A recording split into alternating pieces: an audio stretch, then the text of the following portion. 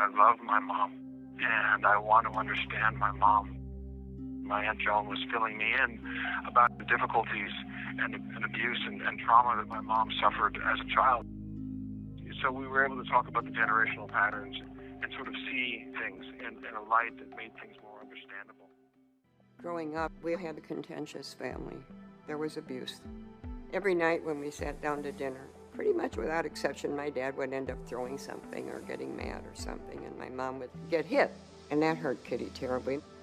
And that is one of the problems, I think, that Kitty experienced, was seeing my mother deal with my dad over the years and putting up with it and learning, I think that this was normal. Is there information that you have indicating that Kitty Menendez was raised in a family where there was physical abuse by her father against her mother that she witnessed? Yes. And what significance would you place on that? Well, the significance I'd place on that is that the factor that she witnessed this, that it was known in the family, would put her in the position of developing some response to that and learning from that, and that very well could and would influence her behavior in her own family. And influence her behavior in what way? In terms of not being able to protect. Well, does it mean that she would necessarily be an abuser? Does it mean that she would tolerate abuse? Well, in the witnessing of the event, what happens is the child gets to see both the victim and the abuser. So the potential for being able to identify with both is there.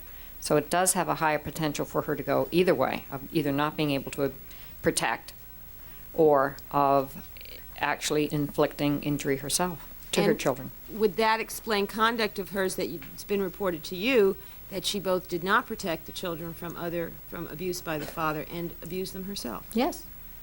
If you knew that in Kitty Menendez's family, her father would beat her brother, her mother would intervene, and her mother got beaten for intervening, and then her mother stopped intervening, would that be a significant factor in assessing why Kitty Menendez may have been emotionally unavailable to her own sons in a similar situation?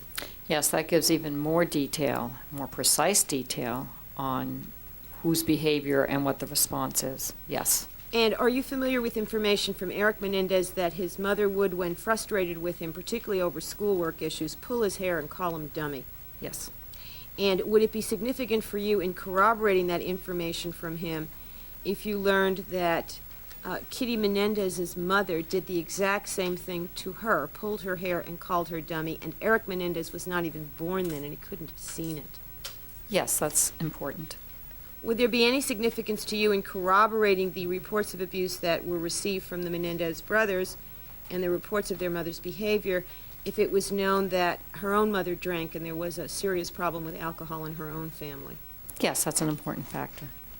Would it be significant to you in corroborating the statements made by Eric Menendez and by Lyle Menendez about their mother's unwillingness to consider divorce, no matter how miserable she was, that she was taught by her mother that divorce was an absolutely unacceptable alternative because of the grief that a divorce caused her own mother?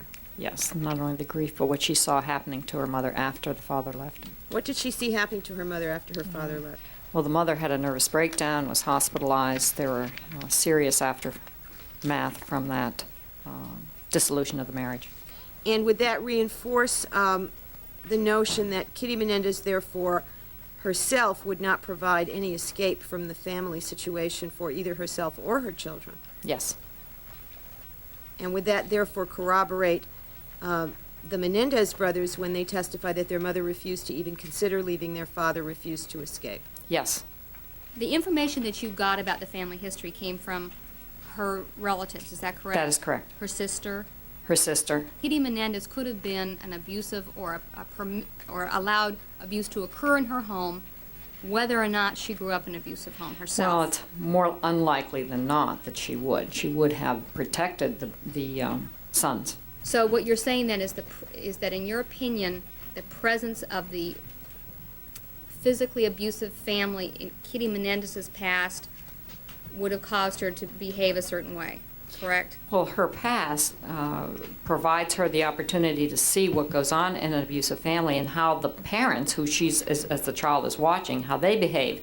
And that very much affects how a child develops their own ability to deal in such a situation if it occurs. With the absence of intergenerational abuse in Mrs. Menendez's family, would you be less likely to believe that she was allowed these things to go on in the home, or that she countenanced the beating of her children, the sexual molestation of her children? Well, the intergenerational abuse explains her behavior in her inability to be able to protect her sons. Did you also consider the information Menendez gave Dr. Summerfield about her childhood? Oh, yes, right. Did you also consider the interview with her cousin where her cousin observed the father beating the mother and the mother not wearing underwear when she hit the floor? Yes. With respect to Jose Menendez's family, what are the significant factors that you saw in his upbringing that corroborates what the history of abuse that other witnesses have given? Well, some of the factors that are involved in his upbringing have to do with his relationship with his mother in terms of being favored, the father's role and the mother's role. Those are critical. He did leave home at an early age to come to America. Then he, in terms of his upbringing, continued. But there were factors about his, some of his behavior in Cuba, his being expelled or sent out of schools and things like that. That's all important information has to be considered. So it isn't just intergenerational abuse, it's intergenerational patterns and models and Yes. And just the way people are raised can tend to corroborate later claims that they acted in conformity with those early behaviors. Yeah, because you can never guarantee that abuse hasn't occurred just because nobody reports it.